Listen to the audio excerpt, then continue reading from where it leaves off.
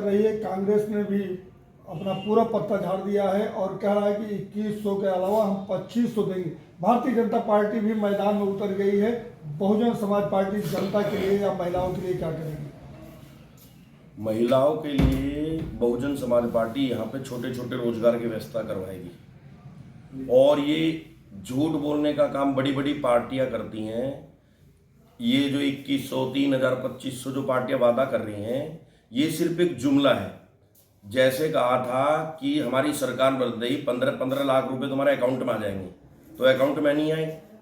केजरीवाल ने कहा था पानी फ्री रहेगा, बिजली फ्री रहेगी और चिकित्सा फ्री रहेगी। आज वो सारे फ्री नहीं हुई। उन्होंने पंजाब में वादा किया था केजरीवाल जी ने कि 11-11 हज़ार रुपये देंगे, अभी तक नहीं दिए। और अब से पहले जब 10 साल से केजरीवाल जी हैं, तो उनको इसी चुनाव में जीतने के बाद में 2100 देने की क्या पड़ी अगर ये जुमला नहीं है तो? ये सिर्फ लोगों को मूर्ख बना रही हैं पार्टियां, ये सबको पागल समझ रही हैं।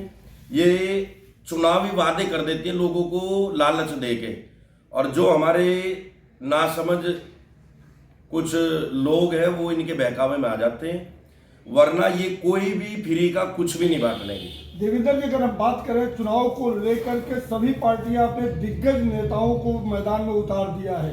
क्या बहुजन समाज पार्टी के मायावती या के कोई अधिकारी, उच्च अधिकारी आ सकते हैं? अभी हमारी बात चल रही है, बहन जी के लिए आने के लिए बात हो रही है, तो बहन जी की एक बड़ी जनसभा होगी यहाँ पे, और उसके लिए हमने टाइम मांगा है, तो शायद 2-3 दिन में टाइम मिल जाए। और कोई ज़्यादा यहाँ पे बुलाने की और बहुत ज़्यादा नेता जरूरत नहीं है, क्योंकि जो भी यहाँ पे पार्टियों का विधायक रहा है उन्होंने काम ही नहीं किया है। तुम जाके सोनिया विहार में देख लो, तुम निकल नहीं सकते।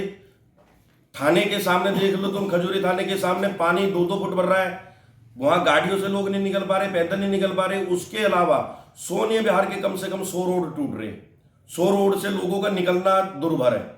लेकिन विधायक ने जो है ध्यान ही नहीं दिया, यहाँ से छोड़ के भाग गया दूसरी विधानसभा में, यहाँ से दूसरे विधायक को दे दिया। वो नए वादे करेगा कि भाई मैं बनवाऊंगा।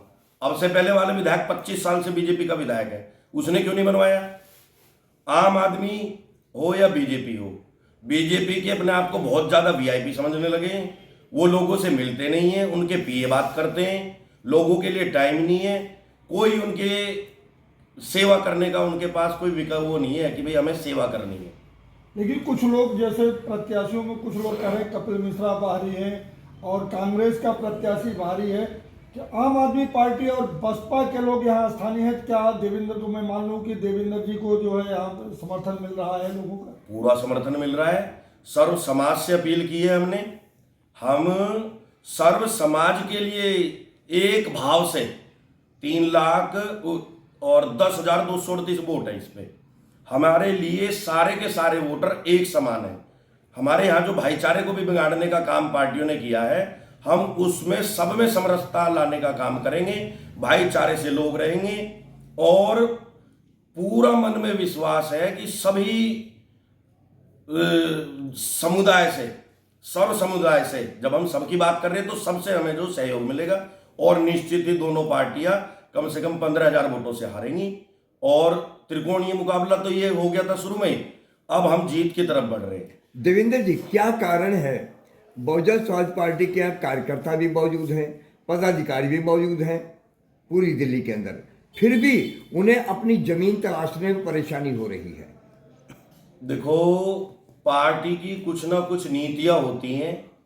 हो सकता है कि वो नीतियां पार्टी को तब अच्छी लगी हो, या जिस प्रकार से हाईटेक दूसरी पार्टियों ने झूठ बोल के या इंटरनेट पे ज्यादा प्रचार करके, आज का जो विषय है इंटरनेट के माध्यम से प्रचार ज्यादा हो रहा है, और हमारी पार्टी का उतना जो है इस चीज में पार्टी हमारी पिछड़ गई कि इंटरनेट पे ध्यान नहीं दे पाई।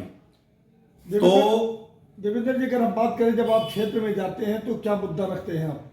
हम क्षेत्र में जाते हैं तो हम सबसे पहले कहते हैं कि हम सच्ची श्रद्धा लेके, सेवा का भाव लेके और समभाव लेके सर्वजन के लिए काम करना चाहते हैं। ऐसी हमारी भावना है, और हमें समर्थन दो।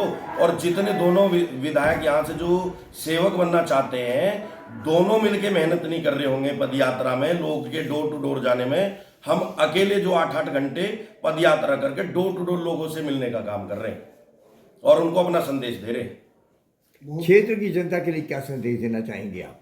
मैं क्षेत्र की जनता से हाथ जोड़कर विनम्र निवेदन करता हूं, कोई जातिवाद पे वोट ना दे, और कोई अगर सच्ची श्रद्धा लेके सेवा का भाव लेके कोई चेहरा आ रहा है, बहुत पार्टियों को तुमने देख लिया है। एक बार जब हमारे इस विधानसभा में दलित भाई रहते हैं इतनी संख्या में, वो भी दूसरी पार्टियों को अब से पहले वोट देते रहे हैं, तो एक बार क्या हमारी बहुजन समाज पार्टी को ये सब लोग मिलकर वोट नहीं दे सकते? तो भाईचारे की भावना को बढ़ाना है, क्योंकि हमारे जो एससी समाज में एक आत्मग्लानि की भावना है कि हमारा समाज हमें अच्छे से नहीं अपनाता, हमें बराबरी का दर्जा नहीं देता। तो मैं सब समाज से एक बार अपील करता हूं, एक बार बहुजन समाज की पार्टी को गले लगा के बहुजन समाज और एससी समाज को, ओबीसी समाज को, सबको ये संदेश दें कि सभी भाई हैं, कोई भेदभाव नहीं है। धन्यवाद।